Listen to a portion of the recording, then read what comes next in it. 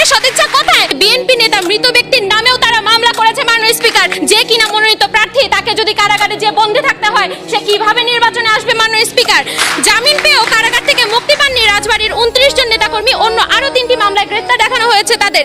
শুধুমাত্র তাই নয় মাননীয় স্পিকার, বিএনপি নেতারা বাড়ি ছাড়া, কালের কণ্ঠ, মহাসমাবেশে পথে পথে বাধা, যুগান্তর, আদালতে হাজিরা দিতে গিয়ে গ্রেফতারের নজির, মানব জমিন। এই প্রেক্ষাপটে দাঁড়িয়ে হবে নির্বাচন কমিশন আপনার একার নয়, নির্বাচন কমিশন এই বাংলাদেশের প্রত্যেকটি মানুষের। এবার আপনাকে যে ঘটনাটি বলতে চাচ্ছি সেটি হচ্ছে পঞ্চগড় জেলার আটোয়ারি উপজেলার রাধানগর ইউনিয়নের ঘটনা এটি। প্রিজাইডিং অফিসার 75 বছর বয়সী রহমত মোল্লাকে জিজ্ঞেস করেছিলেন, চাচা চাচি তো অনেকক্ষণ আগে এসে ভোট দিয়ে গেছেন, আপনি এত দেরি করছেন কেন?